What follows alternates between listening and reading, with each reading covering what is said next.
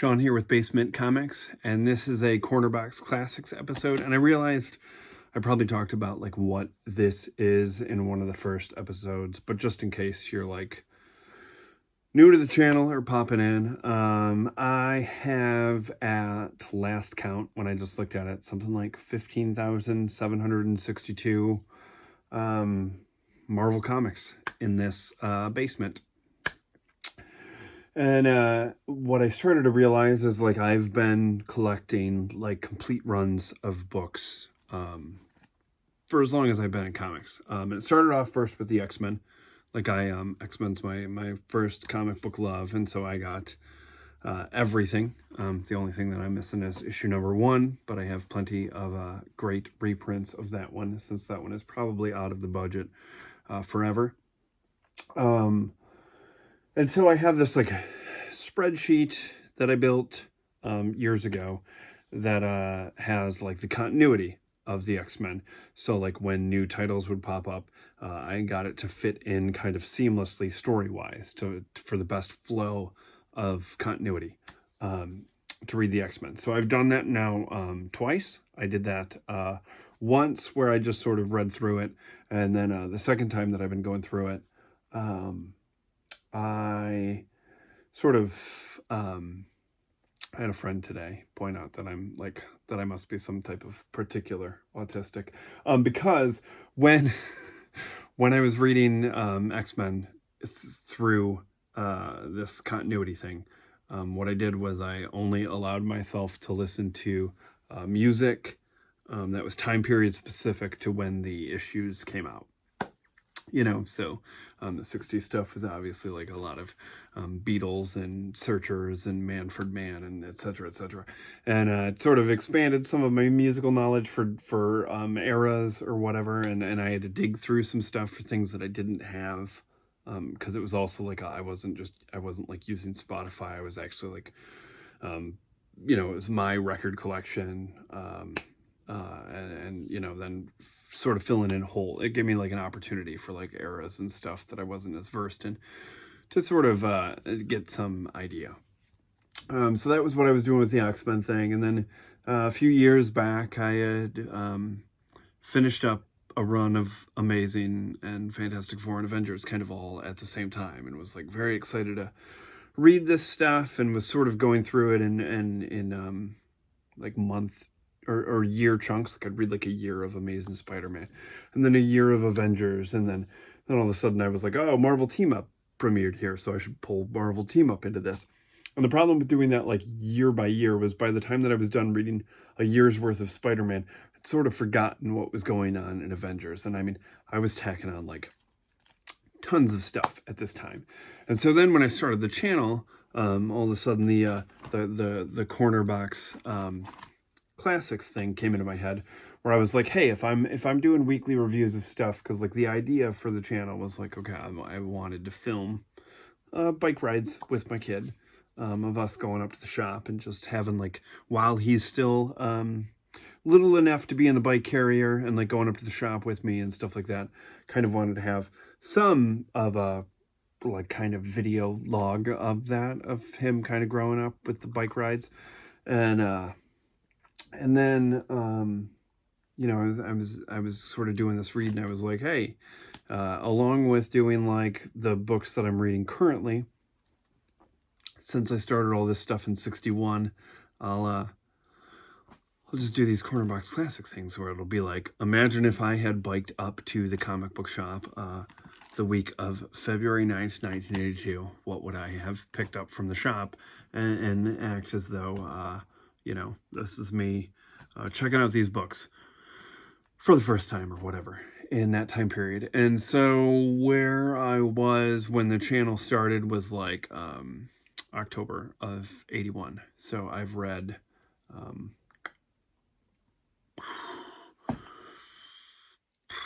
like pretty much everything that Marvel was putting out, except for maybe Incredible Hulk, because my Incredible Hulk, I have like a smattering of issues up until the Peter David run, and then I have that. You know, I read all of Amazing Spider-Man up till 81, Avengers, Fantastic Four, X-Men, pulled in Marvel Team Up, Marvel 2-in-1, pulled in Spectacular Spider-Man when that started. We'll pull in Web of Spider-Man and West Coast Defenders when those pop up. Let's see. I've read Champions multiple times. Love that series because it's got Angel and Iceman in it, so that was sort of pulled into the initial X-Men read. Same thing with Defenders. I have kind of a crazy story of how I came to own an entire run of Defenders, because previously the only Defenders that I owned were the Defenders when Beast, Angel, and Iceman joined, because that was kind of part of my X-Men continuity read, so I could keep up with what those characters were up to. In between the time period of like them leaving the X-Men and X-Factor starting, they were in the Champions and Defenders, so that was all part of like my X-Men spreadsheet thing that I had done. So this is sort of what this is, in case you're like new to the channel or whatever, and just checking out. I have like incredible. Henry and I were spending the day jumping in leaf piles, so I have weird hat hair and it's all over the place and it looks weird. So, and I need a haircut. But anyways, so now that you have, if you're new to the channel, an idea of what I'm talking about when it comes to the Corner Box Classics, we are up to February 9th, 1982. So if I had biked up to the comic book store in February 9th, 1982, I would have picked up 3 titles. And the first would have been The Avengers, number 219, by Divine Right, written by Jim Shooter, with pencils by Bob Hall, inks by Vince Colletta, letters by Joseph Rosen, and colors by Christy Scheel. And this issue, so we were out making leaf piles because Henry has recently been introduced to the world of, leaf piles and jumping in them and having a blast doing that. But we are about to get hit with a polar vortex here, and there is supposedly some snow coming tomorrow, which he's very excited about. He doesn't know that it's coming, because if it doesn't, I don't want him to get his hopes up that there will be snow, because the kid loves snow. But anyways, all this to say that as I was reading this last night, I was very jazzed that the opening page there is a snowy day in Manhattan as Janet Van Dyne is getting her hair done by Vidal Sassoon. But I just sort of dug Bob Hall's pencils in this. I don't know. There's something about the superheroes doing their business in Manhattan. Like any issue of Spider-Man where he is like web swinging during a snowstorm, I love. I don't know why. Because it's not even like winter is my favorite season, but there's just something about like Peter in long johns underneath his suit, just like, that's dedication. Like, we bike in the wintertime, the wheels of the little carrier come off and we can slap skis on there, so we bike year round. I like the winter. I'm hoping to raise Henry where he enjoys all of the seasons that we are afforded, living where we live, so that when he's older, he's not like, I'm going to beat feet to warmer climate. I'm hoping he digs the wintertime, because we've got it for 4 or 5 months out of the year here. So anyways, just thought that was fun. Plus the Christmas tree is up in the house. It's, down here is decorated now. So, cracking open the first Corner Box Classics after I put up the Christmas tree and immediately being met with a Manhattan snowstorm was fun. So in this story, Janet is getting her hair done by Vidal Sassoon, because she's, I assume, I know it as like a shampoo, but I assume is a real person, probably famous in the 80s for doing hair, particularly 1982. And so all of a sudden, like, Jan's digging her hairstyle, which I am not right now. And then she is suddenly like, she's about to pay, and then just gets pulled by some force. And she's like yelling to Vidal, like, I don't know what's going on, but I've just got to get out of here. And I'm being pulled in this direction. And so she shrinks, and there's a whole sight gag here where she shrinks into Wasp right out of her clothes, and then is bummed because she doesn't have any clothes with unstable molecules. So she is naked, zooming through the city, being pulled wherever she's being pulled. Then we cut to a Atlantic City casino. Tony Stark's at the tables. He's wagering a bunch of money. Got a lady on his arm. And all of a sudden, he too is pulled, and he's basically like to the lady, he's like, sorry about this, I'm getting pulled in this other direction, and you just keep the cash and make the bet, or whatever. And he's thinking to himself, thankfully, that he wasn't putting on his Iron Man suit in front of these people. And then we cut to Cap, who is taking on some street thugs that were doing some muggings in there. And all of a sudden, Cap gets pulled into whatever direction, and one of the guys, this was an adorable little like gag in the thing, is like one of the guys was like, yeah, Cap, like get out of here. He's like, look at, to whoever his buddy is, Tony or whatever his name is, and he's like, look, Captain America's running away from us. And so then that dude is like, shut up, Elliot. He's like, Cap, he ain't running, he probably has more important stuff to do. And he's like, I can't believe that. Nothing scares Captain America. During World War II, he took on a whole company of Nazis once and saved my dad's platoon from an ambush. So this, like, dude who's doing this mugging and getting beat up by Cap is then, like, pissed at his partner for calling Cap a coward because Cap, back in World War II, saved his pops from a platoon of Nazis. And so just something about the two guys, because they then get caught by the cops. Because they're tussling with each other, because the one guy called Cap a coward because he was running off. And so I thought that was pretty good.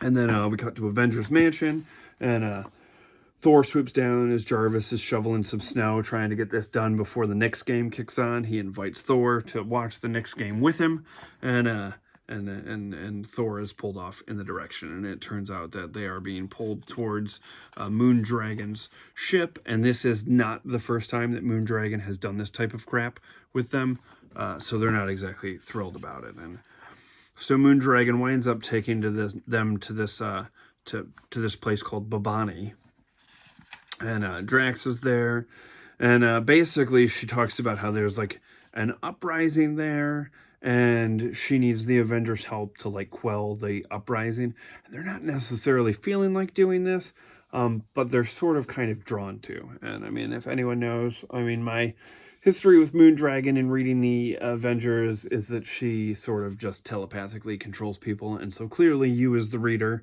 if you have any history with this character, are aware that she is probably clearly pulling the strings here. So our heroes are not exactly jazzed about joining this fight.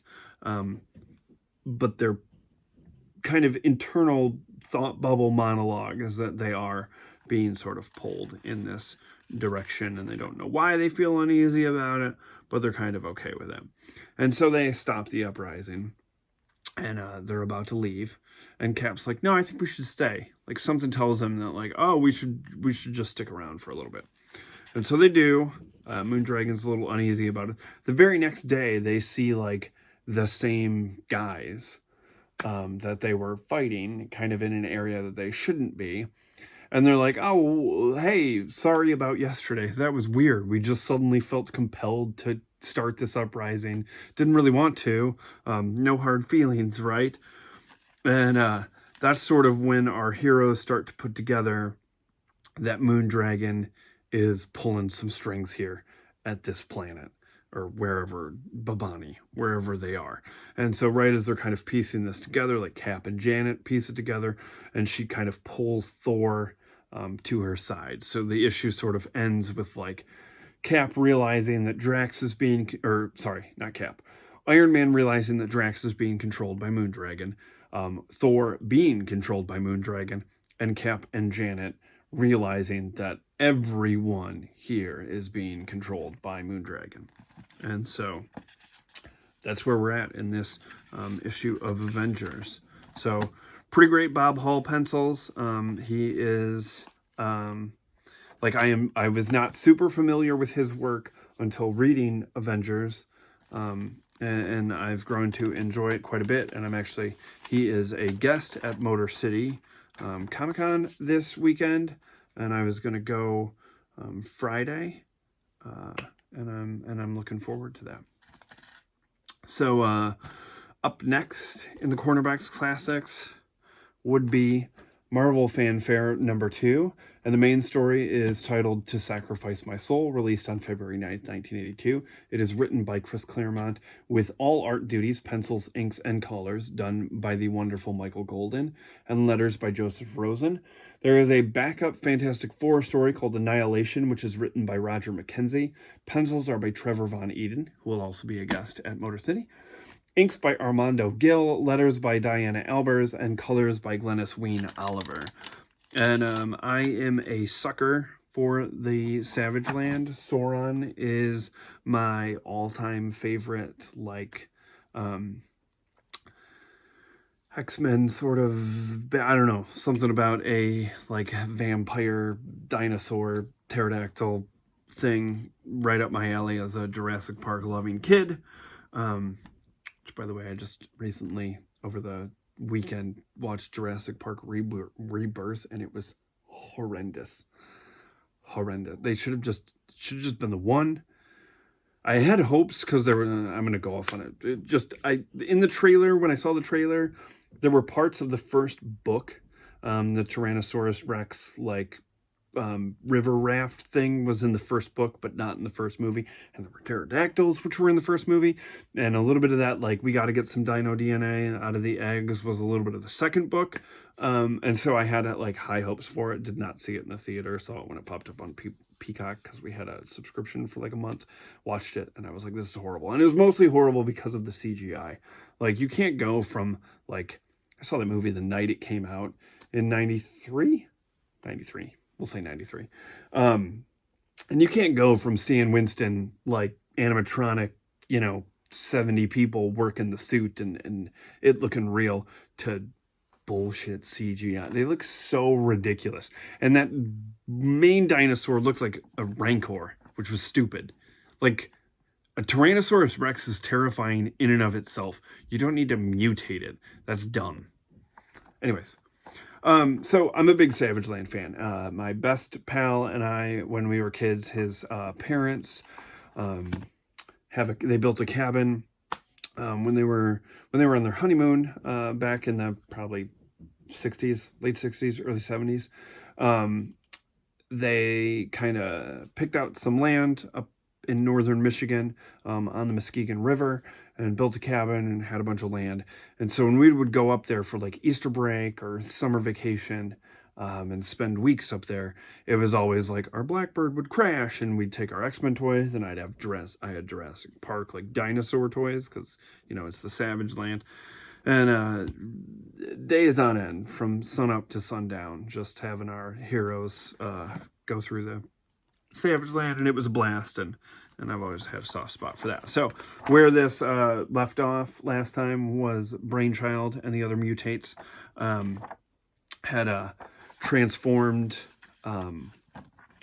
Angel and Peter into, like, Angel got turned into a monster bird, and Peter got turned into a monster spider, and Carl Lycos's Sauron, his gal, had found a photo of him in the Savage Land, and she had thought that he was dead since the initial encounter when he turned into Sauron for the first time back in the Neil Adams run. And so she was coming to the Savage Land, like, kind of very Jurassic Park-esque, where she, like, hired some people to come with her to take her there so that she could find her love. And I will say this, if you are, like, one of those people who has seen the stupid meme from the, I think it's, like, Astonishing Spider-Man. I think that might, or Spider-Man and the X-Men, where he's like it's like a post-Wolverine in the X-Men, like early 2010s series, where it's like Sauron, I don't know, the meme is something about him, like, you could cure cancer, and he's like, but I should find it, but I'm not going to. Hang on. Okay, so I pulled it up. Spider-Man and the X-Men, issue number 1. There is this panel of Spider-Man talking to Sauron, and Sauron says, "With the DNA we liberated from the grave desecration you call a museum, I have perfected the Sauronization process. You rice paper puppets will be given forms benefiting Earth's dominant species." And so Spider-Man says, "You can rewrite DNA on the fly, and you're using it to turn people into dinosaurs. But with tech like that, you could cure cancer." And he's like, "But I don't want to cure cancer. I want to turn people into dinosaurs." And it was like a meme that I saw all the time. And it's just like, the character is a tragic character. He like, I don't know. Man. The character is a tragic character. Carl Lycos does not want to be Sauron. Turning him into a meme about like, well, I want to turn people into dinosaurs is just dumb. It's just dumb. The book's dumb. Wolverine and the X-Men was good. I enjoyed it. Spider-Man and the X-Men, dumb. And I hate that meme. But anyways, Tanya finds Sauron after, she's kind of attacked by a Tyrannosaurus Rex. And then she is, rescued and finds she is sort of awoken to her love's voice. And it's Carl Lycos. And so they are then attacked by the Angel and the Spider-Man. It cracks me up because it's like everybody has to know with the people that came there that it's Peter. That Spider-Man is Peter. Like everyone here. So they got to be like sworn to secrecy, I'm sure, because like Angel and his photographer buddy Peter came along, and then Angel and a dude dressed up like a giant spider in a Spider-Man costume is attacking them. So, clearly it's Spider-Man. So, Angel takes off with Tanya, and so they head, like Khazar and the rest of the Savage Land guys, kind of head to the Citadel where Barabbas and Amphibian and I think Vertigo and Brainchild are all at. And they're about to do like the experimentation onto her. So Carl manages to try to stop them, but in the process winds up smashing the machine that changes everyone. Therefore, sealing Angel's fate to be this bird creature, Peter to obviously be a spider creature, and since Tanya was blasted with some of it, she's sort of been turned into a Neanderthal. And so Carl is like, this is not good. Like, I don't want the love of my life to be a Neanderthal, and I feel bad for these guys. So he's like, hey, if I absorb some of their energy, I can probably revert them back to what they were, but it's going to turn him into Sauron, which is a bum out. He doesn't want to be Sauron. He doesn't want to turn people into dinosaurs. He absolutely would cure cancer if he would want to, or if he could. But he does transform into Sauron, and it's awesome. And so everyone is sort of saved, and Sauron flies off. So I believe it's sort of ambiguous how it kind of ends here. It is a to be continued. Tanya is in the Savage Land, staying with Khazar, and I believe Peter and Angel are heading back to get reinforcements, is sort of where that ends. And then the backup Trevor Von Eden, Roger McKenzie Annihilation story is a fun little, 8-page Fantastic Four story that has to do with a nihilist popping up. And it's enjoyable. I mean, he's trying to, basically it's another one of those, like, Reed's trying to figure out a way to turn Ben back into it.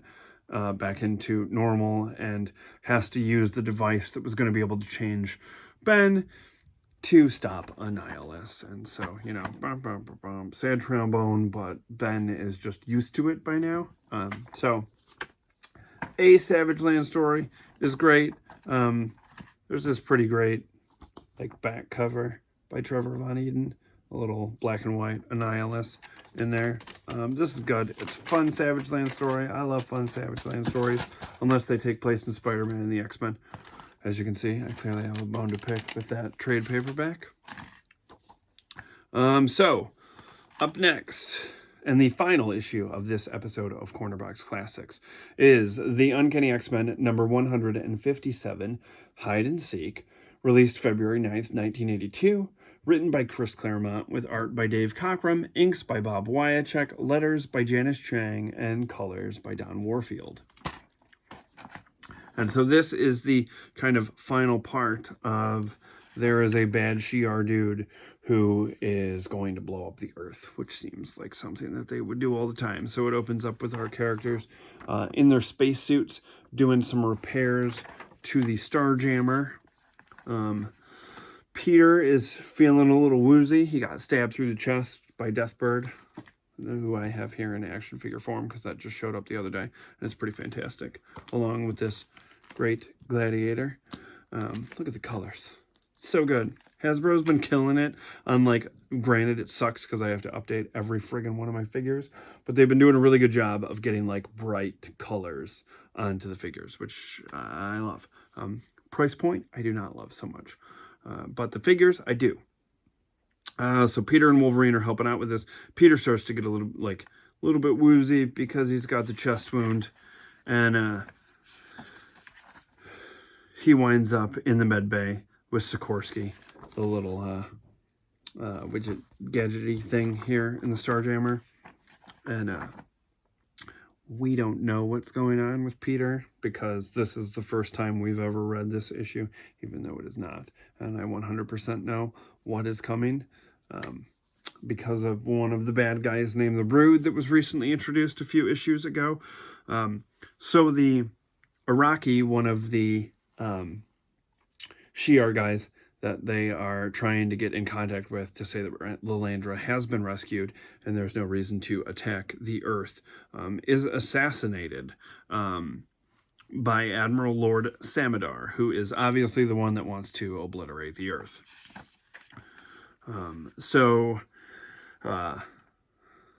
Obviously, like, communication, if Iraqi is not there, they're not going to be able to get word that Lilandra, nobody wants, this Admiral doesn't want them to know that Lilandra's been saved because he would like to obliterate the Earth.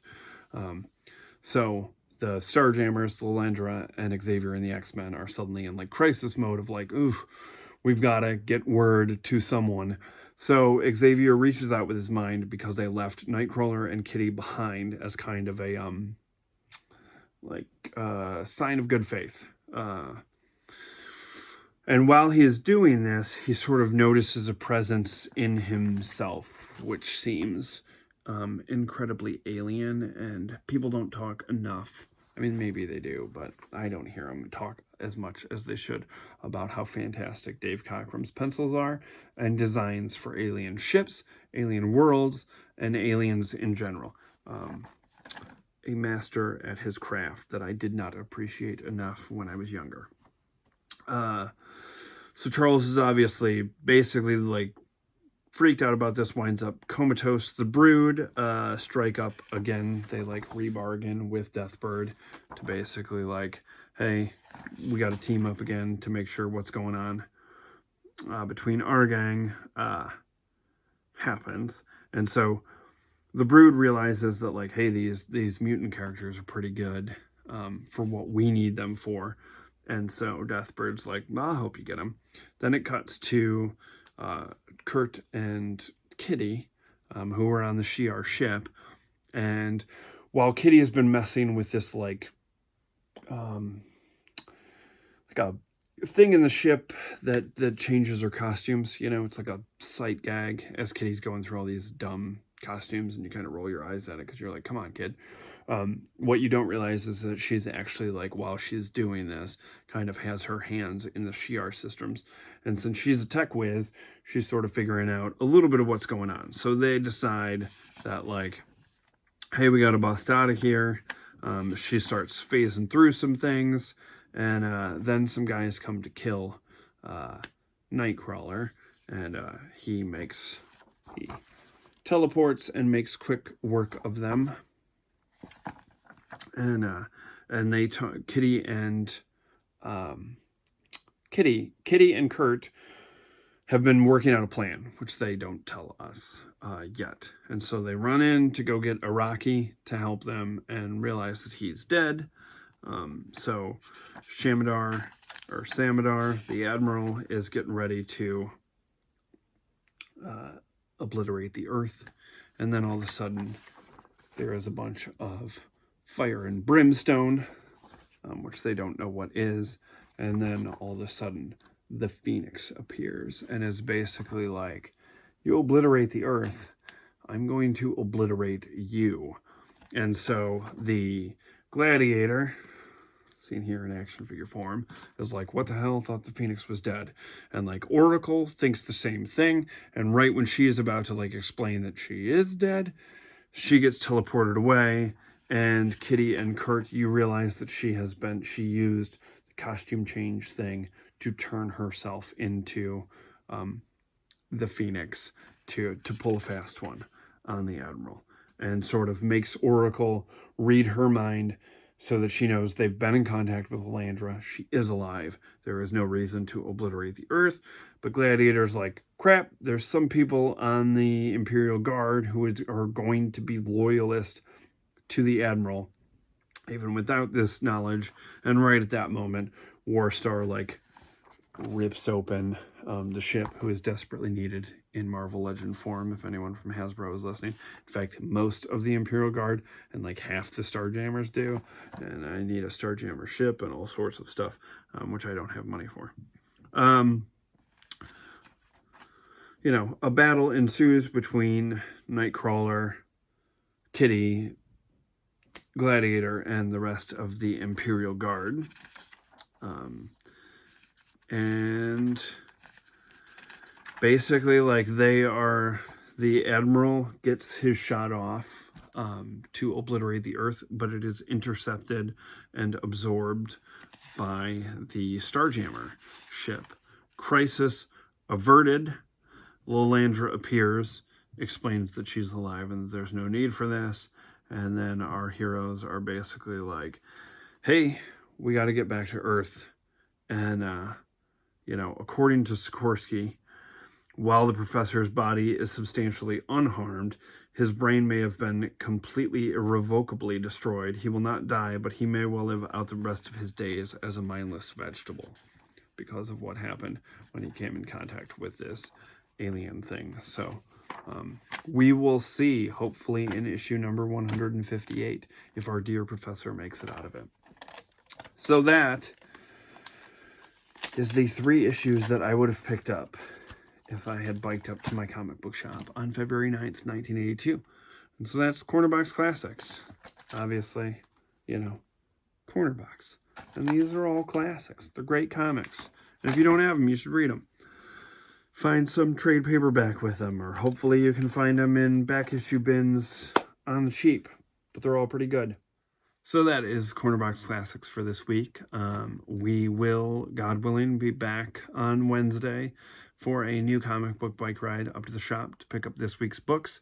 And if you did watch last week's new comic book ride, and I sort of was like lamenting my distaste for Age of Revelation, I can say that while I did not enjoy every single Age of Revelation book that I read this week, there was one in particular that I enjoyed immensely. And I was like, oh, if this had been the first issue of the entire event, I would have a much better understanding of what was going on. So I will talk about that on Wednesday before we hit the trails for our ride. So if you like what I'm doing here at the channel, please let me know in the comments. And I would definitely appreciate it if you would subscribe to keep up with what we're doing here. So with that, thanks, and I will see you Wednesday. Bye.